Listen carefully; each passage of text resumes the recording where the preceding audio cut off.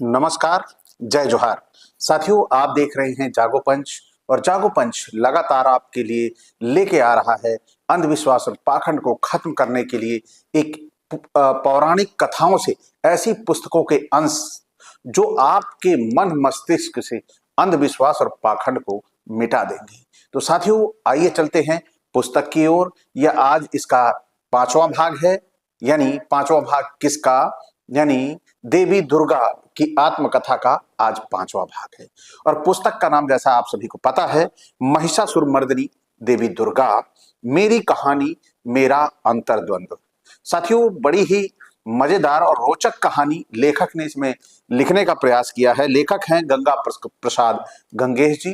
कि आपको यदि लगता है कि गंगा प्रसाद गंगेश जी ने बहुत ही महत्वपूर्ण कहानी या जो आत्मकथा दुर्गा देवी की लिखने का जो ये प्रयास किया है, बड़ा खोज करके किया होगा, बड़ा ही अन्वेषण के बाद ये आप तक पहुंच रहा है और आप सभी इसे अंत तक देखें। आज बड़ी ही मजेदार कहानी आने वाली है आपके लिए, कैलाशपति शंकर की पत्नी का आत्मदाह।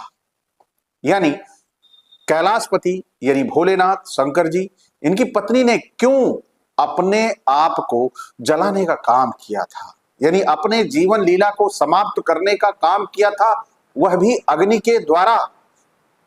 जबकि यहां पर अग्नि जो है वो देवताओं का ही बनाया हुआ है, तो अग्नि अपने ही देवताओं की पत्नी को क्यों जला देगा, ये सवाल उठता है।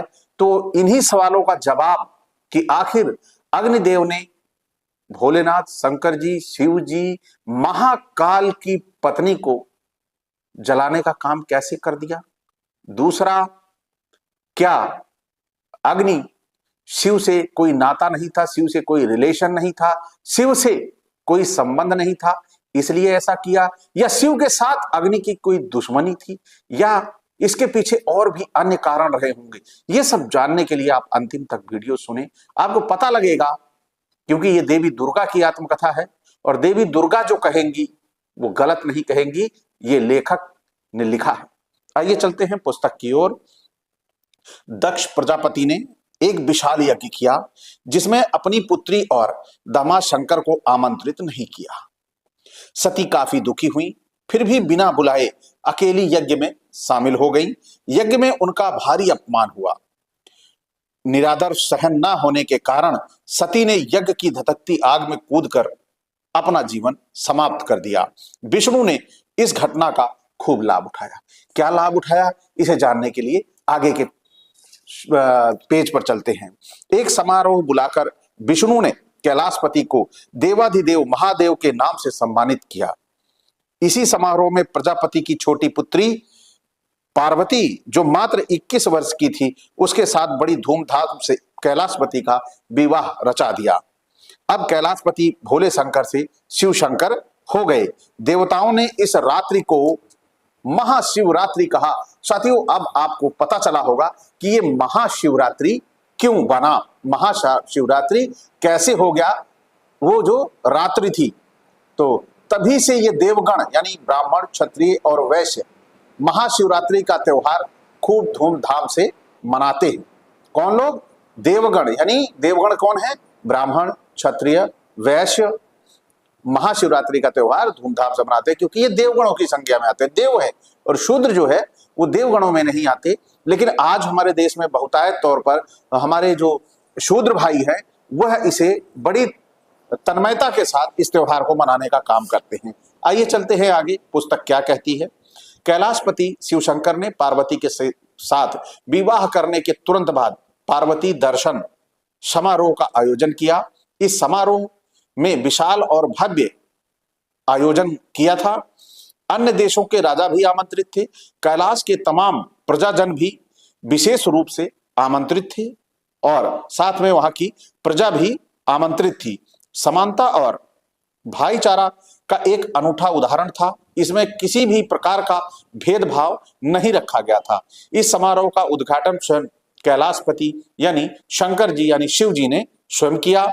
इस अवसर पर सबसे पहले कैलाशपति ने ब्रह्मा, विष्णु, नारद, वशिष्ठ, नामदेव, कात्यायन, दक्ष प्रजापति का परिचय कराते हुए कहा, ये हमारे नए मेहमान हैं, इन्हें आप हिंदू भी कह सकते हैं, यानी हिंदू नहीं हिंदू कह सकते हैं, हिंदू भी कह सकते हैं। यह शूद्र, यह षट इनकी खासी विशेषता है, क्योंकि ये दो प्रकार की हीन भावना और व्यवस्था के संवाहक हैं।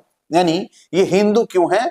क्योंकि इनके पास दो तरह की व्यवस्थाएं हैं, इसलिए ये हैं वर्ण, और पहली वर्ण और जाति व्यवस्था, दूसरा कर्मकांड और अंधविश्वास। ये सभी के सभी बहुत ही मधुरभाषी हैं।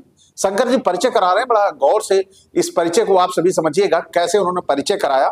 उन्हें कहा कि ये हमारे जो नए मेहमान हैं ये हिंदू हैं, इनकी जो दो परंपराएं हैं, पहली जो है वर्ण और जाति व्यवस्था है, दूसरा है कर्मकांड और अंधविश्वास। तो और बाकी ये सभी बड़े ही मधुरभाषी हैं। आप इनकी एक ही मुस्कान पर छाती से लगाकर दोस्त बना लेना चाहेंगे। यानी परिचय करा रहे हैं हमारे भोलेनाथ जी की, इनसे परिचय कर लीजिए। ये इतने मधुरभाषी हैं कि आप जब आपके सामने आएंगे तो स्वतः ही आप इन्हें हृदय से लगा लेंगे कि वाकई ही बड़े प्रेमी जन हैं। पर ये लोग आस्तीन के सांप यानी हीन दोस्त, विष्कुंभम पयोमुखम। हम जब कभी भी इनके समारोह में शामिल होते हैं तो मुझे संबोधन करने का अवसर मिलता है, तो हम कुछ कहने से पहले हमारे हीन दोस्त जरूर कहते हैं। मेरे ही इस संबोधन से हमें ही खुश करने के लिए ये लोग अपने राज्य को हीन दोस्त कहते हैं। आपको सावधान कर देना हमारा दायित्व बनता है, ऐसा वहां पर शिव जी ने कहा। जय भारत, जय कैलाश। कैलाशपति शंकर की बात समाप्त होते ही अयोध्या नरेश शंबर ने मंच पर आकर कहा, कालक्रम से ये लोग हिंदू और हिंदुस्तान तो बन गए, मगर ये ही लोग इसे छिपाने के लिए अपने को आर्य और आर्याव्रत कहलाने में लगे हैं। पर हम इसे कभी बर्दाश्त नहीं करेंगे। हम मूल निवासी हैं, हमारे तमाम लोग मूल निवासी हैं। हमारा देश भारत है और भारत रहेगा। हे देवी, आपने अब तक जितनी कहानियां हमें दी, जितनी कहानियां हमें सुनाई, सभी जगह आपकी प्रशंसा का प्रसंग बनता है और बनता है हमारे विनाश का कारण। परंतु जब आपने जुलूस देखा, प्रतिभाओं को देखा, जयकार सुना, तो आप बेजार रोने लगी। आपके आंखों में आंसुओं की झड़ी लग गई, आपके अवरुद्ध कंठ खुल गए। यह हमारे लिए बहुत ही महत्वपूर्ण प्रश्न है। तो ये कौन कह रहा है? ये जो वहां पर देवी दुर्गा अपनी कहानी, अपनी जीवनी जो सुना रही थी कि उनके साथ अब बीती क्या हुई थी, जो वो सुना रही थी, वहां बैठे लोग ये सुन रहे थे। तो उनमें एक ने ये सवाल किया। तो प्रवीण निषाद की पत्नी सुनंदा ने आगे बढ़कर कहा, दुर्गा कुछ क्षण मौन नहीं। फिर प्रश्न के संदर्भ में उसने कहा, श्रद्धेय सुनंदा जी और बहुजनों, संसार में सबसे पवित्र शब्द मां है। मां से बढ़कर पुनीत शब्द कुछ भी नहीं है। मैं जिस वर्ग समुदाय के लिए जीवन भर हत्याएं करती रही, लूट खसोट करती रही, वह वर्ग, वह समुदाय मुझे मां कहकर जयकार करता तो प्रसन्नता की बात हो सकती थी, मगर मैंने जो देखा वह ठीक विपरीत था। क्या विपरीत था? जिसे मां कहना चाहिए वह सबसे ऊंचे आसन पर बैठकर चुप था। मां तो वे लोग कह रहे थे जिनके पुरखे बाप दादों की मैंने हत्या की थी, जिनके गौरवपूर्ण इतिहास और साहित्य को मैंने जलाया था, जिनके विद्यालयों में मैंने आग लगाई थी, वे ही लोग मेरा जयकार कर रहे थे, मां का सम्मान कर रहे थे। श्रद्धेय सुनंदा जी, लोग मुझे देवी कहकर जयकार कर रहे थे, मगर मैंने तो भारत के मूल निवासियों को कुछ दिया ही नहीं। क्या ये व्यथा आपको समझ में आ रही है? वो कह रही हैं कि मैंने यहाँ के मूल निवासियों को समूल नाश करने का काम किया। उसके बाद भी वही लोग जो गद्दी पर बैठे हैं, जिन्होंने ये सब मेरे से करवाया, वो मुझे मां नहीं कह रहे हैं। मां वही लोग कह रहे हैं जिन मूल निवासियों को मैंने समूल नाश किया। साथियों, ये आप सबके समझ में आ रहा होगा कि कहानी में लेखक ने बड़ी ही मार्मिकता के साथ आपको ये चीज बताने का काम किया है। यही अंतर्वेदना मेरी आंखों से निकलने लगी, जिसे मैं रोक नहीं सकती थी। जिसे देती वह नमक हराम चुप बैठा था, यानी जिसके लिए वो चाह रही थी, जिसे वो कह रही थी कि जो उन्हें मां कहता, वो चुपचाप बैठा खामोश था। यही अंतर्वेदना मेरी आंखों से निकलने लगी, जिसे मैं रोक नहीं सकती थी। यही अंतर्वेदना मेरे कंठ में समा गई, जिसके कारण मेरा अवरुद्ध कंठ खुल गया। मेरे आंसुओं के दूसरे कारण हैं शिखा सूत्र और टीका चंदन वालों की सोच।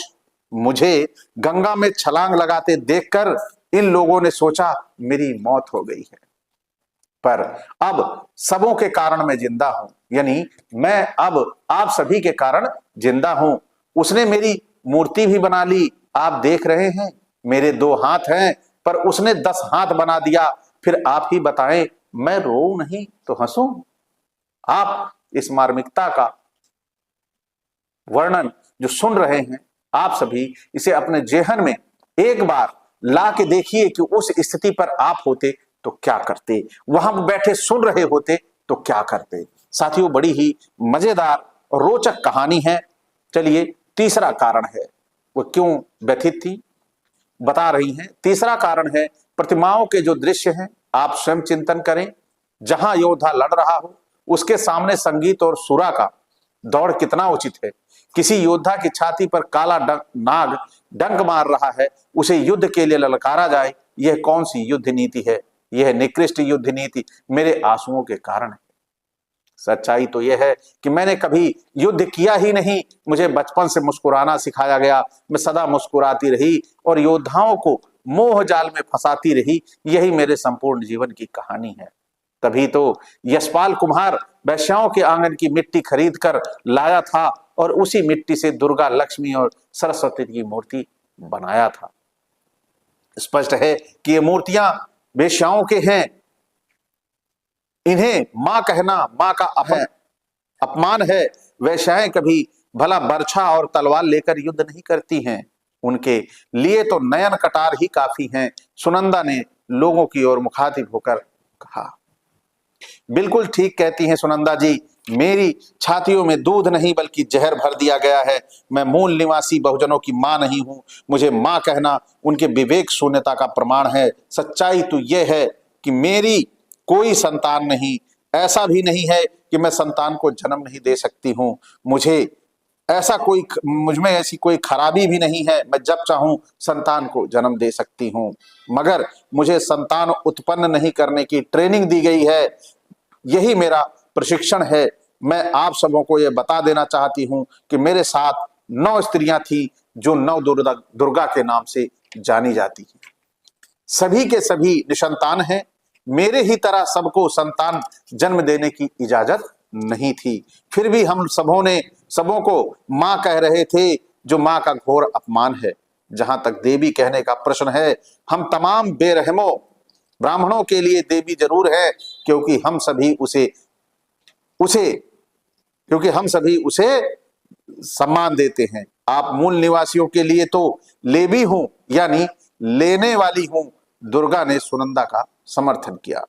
अपनी बात को आगे बढ़ाते हुए दुर्गा ने कहा, प्रतिमाओं में आपने देखा कि जिस योद्धा को काला नाग डस रहा है, जिसकी भुजाओं को बाघ चबा रहा है, वह योद्धा कोई टीका चंदन वाला नहीं है, शिखा सूत्र वाला नहीं है। वह योद्धा कोई टीका चंदन वाला नहीं है। वह अपना आप मूल निवासी बहुजनों का पितामह महिषासुर है। आपके पुरखे और वंशधर हैं। फिर भी आप उनकी मौत पर खुशियां मना रहे हैं, जय जयकार कर रहे हैं।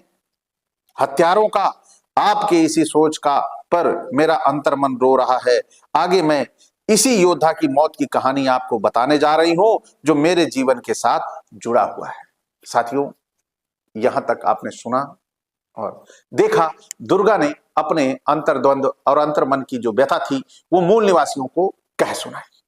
अब मूल निवासियों का यह दायित्व बनता है कि इस कहानी को सत्य माने या इस कहानी को महज एक कपोल कल्पित कथा मान लें। लेकिन सच्चाई क्या है? क्या आज जो समाज आपको अपना नहीं रहा।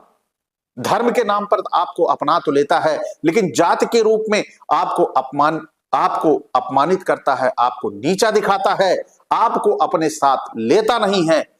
अगर उन चीजों को आप गहराई से सोचने समझने लग गए तो निश्चित तौर पर आपको यह पता लग जाएगा कि जो इस पुस्तक में कहानी लिखी गई है वह सत्य है या असत्य।